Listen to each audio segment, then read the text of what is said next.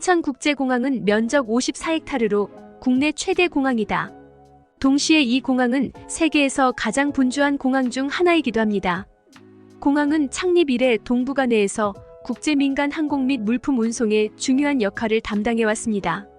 이를 통해 특히 서울과 한국 전반의 경제, 문화, 정치, 관광을 홍보합니다.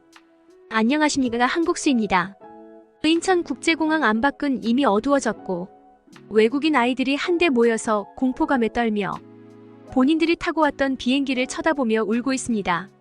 돌아갈 수 없을 것 같다는 이상한 이야기를 하면서 그 자리에 모든 것을 통념한 듯 주저앉고, 누군가는 이렇게 있으면 위험하다고 벽에 붙어 있기도 하고, 또 한 명은 본인이 직접 지키겠다는 의미심장한 이야기를 하면서 본인의 귀중품을 바지 안에 넣고 있는데요.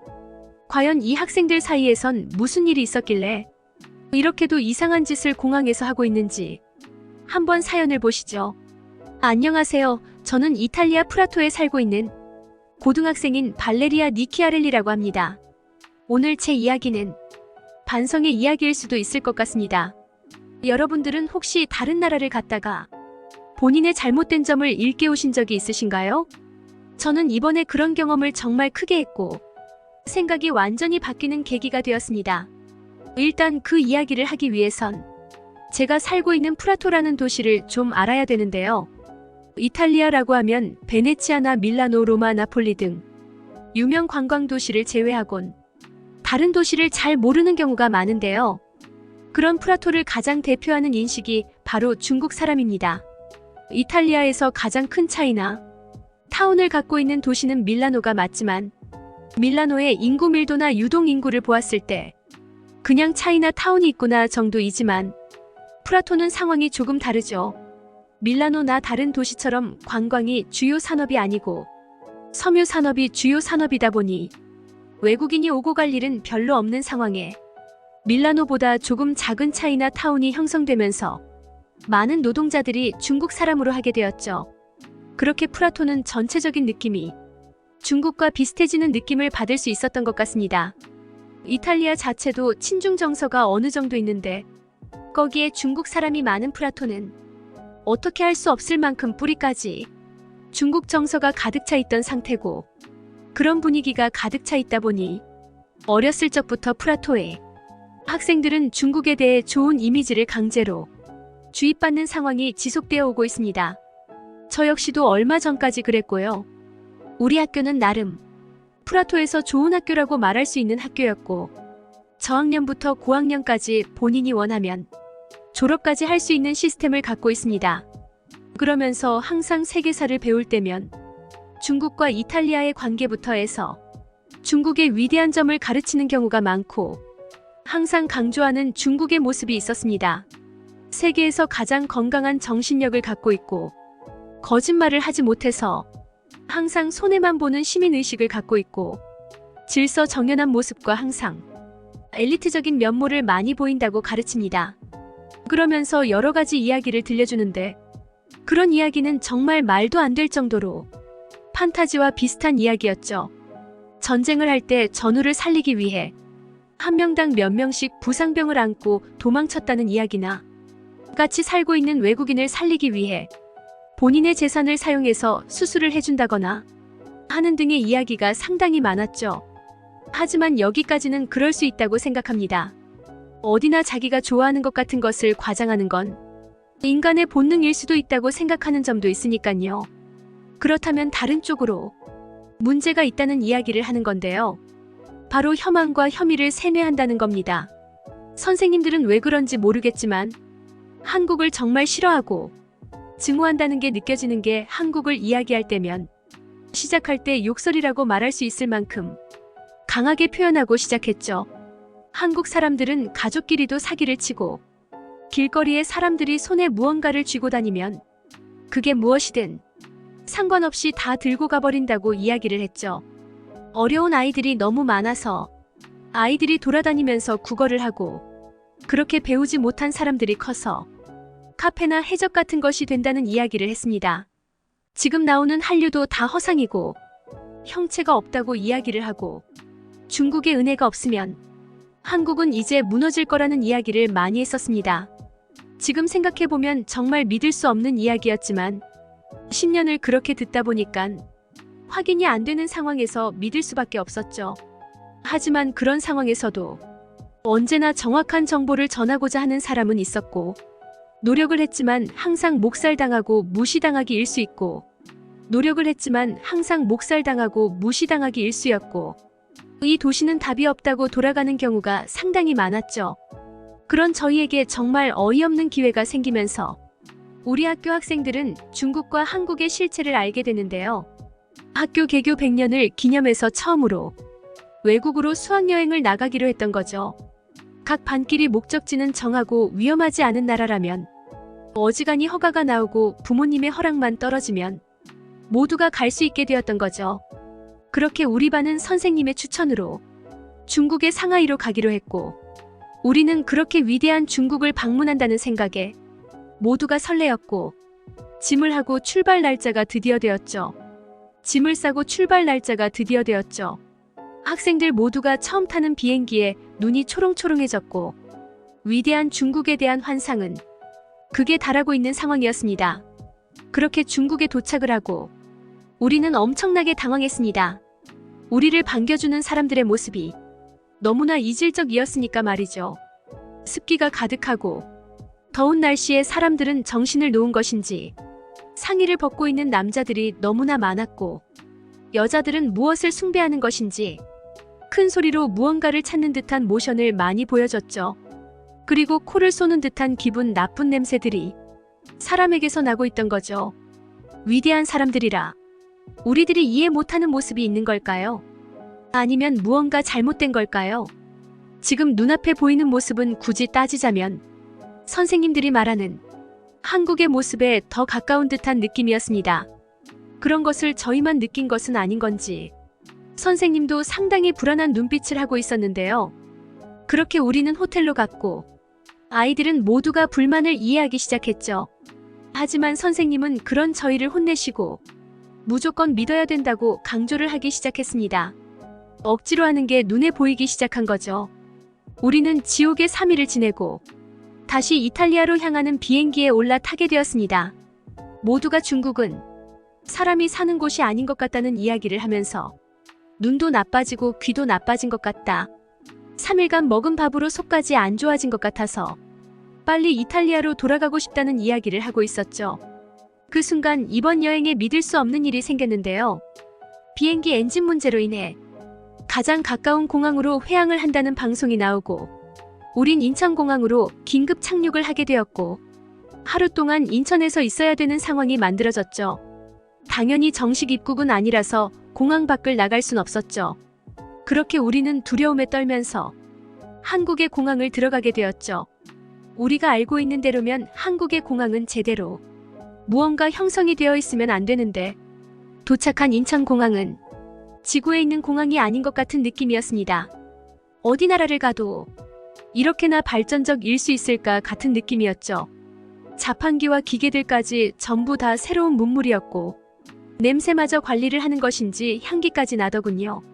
그렇게 신사적인 사람들이 몰려있는 느낌이었죠. 흔히 영국을 보고 신사의 나라라고 하는데, 그 이야기가 항상 잘못되었다고 생각을 했었는데, 신사의 나라는 한국이란 것을 알게 되었죠. 하지만 우리는 한국 사람들을 믿을 수 없었죠.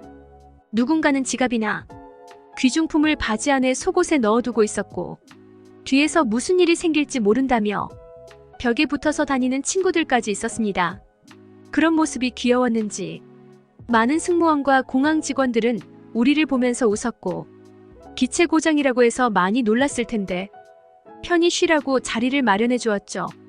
그러면서 긴장을 푸는 데는 따뜻하게 마실 수 있는 게 좋다고 말하면서 핫초코나 커피 등을 나눠주고 먹을 것을 나눠주고 있었죠. 솔직히 우리 반은 비행기 기체가 고장났다는 이야기에 정말 죽을지도 모른다는 공포감에 떨고 있었기 때문에 그런 배려는 우리를 녹이기엔 충분했죠.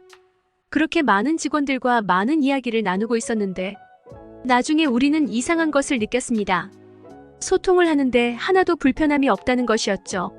중국에서는 물을 하나 사려고 해도 손짓할 짓을 다 해가면서 설명을 해야 했고, 간단한 영어조차 못하는 중국 사람이 많아서 우린 중국에서 거의 다들 벙어리처럼 다녔었는데 인천공항에서 다들 수다 쟁이가 돼 있었던 겁니다.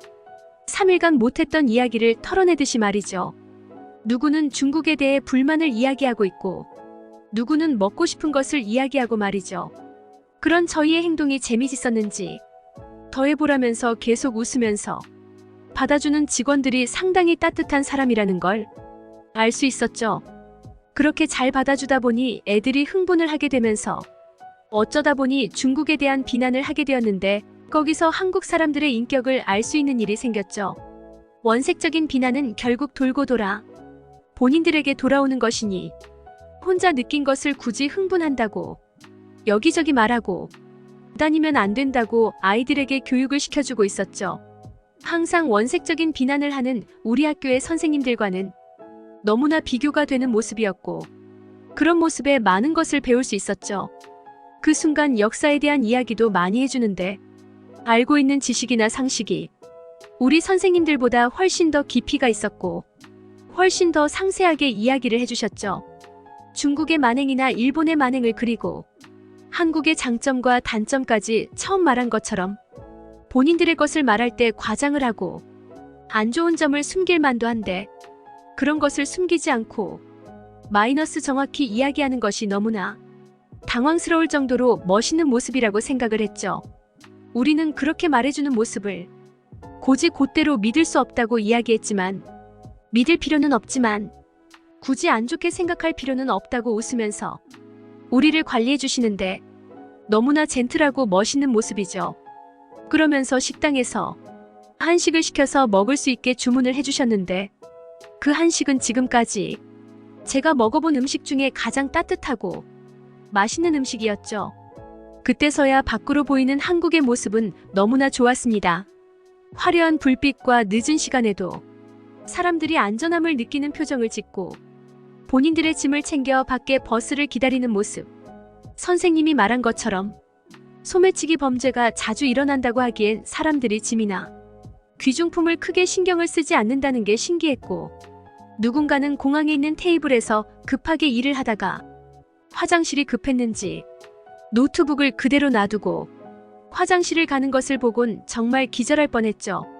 창피한 일이었는데 그 노트북을 보고 우리 학교 선생님이 저걸 갖고 가야 되겠다는 듯 그 자리로 가서 노트북을 집으려는 순간 근처에 있는 다른 한국 사람이 그거 주인 있는 거라는 말을 해주더군요. 빨개지는 선생님의 얼굴은 정말 압권이었습니다.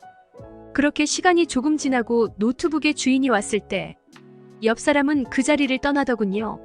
선생님이라는 사람이 그런 모습을 보이는 게 어이가 없었지만 그게 유럽 사람들의 평균 생각이라는 생각이 들었죠.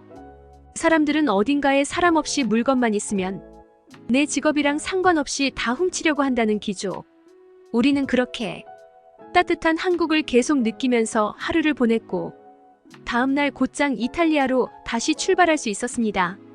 우리는 다 같이 모여서 여행에 대한 후기를 이야기하는데 다들 중국 이야기보단 잠깐 있었던 한국의 이야기가 많았고 다들 우리가 배우고 있는 역사나 그런 것들이 잘못되어 있는 게 많다고 생각을 하게 되었고 선생님들의 인식 자체의 문제와 그들의 행동 양식도 문제가 있다는 생각을 많이 했죠. 노트북을 훔치려고 하는 선생님의 모습은 너무나 충격적이었고 더 이상 배울 게 없을 것 같다는 생각이 많이 들면서 신뢰가 사라졌습니다. 수업 시간에 하는 모든 이야기들이 거짓말과 같이 느껴졌으면 아직도 한국과 중국에 대한 이야기를 할 때면 바뀐 게 없이 그대로 이야기를 하고 있죠. 누군가 그런 게 문제가 있다고 학교 게시판에 대자보를 붙였고 우리는 다 같이 힘을 합쳐서 그런 잘못된 교육의 방식을 바꾸고 우리보다 어린 학생들이 제대로 된 역사를 배울 수 있게 학교를 상대로 제대로 된 역사 수업을 해주고 아시아에 대한 인식을 제대로 배울 수 있게 해주었으면 좋겠다고 계속 건의를 하고 있는 상황입니다. 그래서 학교 측에서도 우리의 반응이 심상치 않으니 시간제 선생님으로 한국 사람을 뽑기 시작했고 그렇게 조금씩 100년 동안 잘못되어 있던 학교의 정보들이 제대로 자리 잡아가는 데에 시초가 되어가는 듯합니다. 다른 부분에서의 변화는 아무래도 밖에서도 선동을 하고 있는 중국인들을 견제하고 피할 수 있다는 것도 있었을 겁니다. 도시 자체에 넓게 분포해 있는 중국 노동자들은 중화 사상에 빠져 본인 주변의 사람들로부터 해서 넓게 퍼질 수 있게 계속해서 중국의 대단함을 설파하고 다니는데 그런 것을 바로 잡을 수 있게도 되었고, 우리는 인터넷과 도시 게시판 등을 이용해서 그런 것들을 하나씩 바로잡고 있습니다. 우리 반 애들은 요즘 다 같이 졸업을 할 때쯤 선생님을 빼고 졸업여행을 가자는 이야기를 많이 합니다. 바로 한국으로 말이죠. 우리가 듣고 느꼈던 공항에서 하루만이 아닌 한국 자체가 궁금해져서였죠. 그 직원분의 따뜻함과 교육은 우리의 머릿속을 바꿔놓는데 충분했고, 10년간 뇌되어 있던 한국에 대한 인식을 바꿔주는데도 충분했던 것 같습니다. 졸업이 1년도 안 남은 이 시점에 한국에 대한 기대감에 설렘이 너무나 가득한 하루하루를 보내고 있는 요즘입니다. 정치하는 분들 보시려나? 이민 함부로 받음 우리나라도 저런 나라 꼴 된다.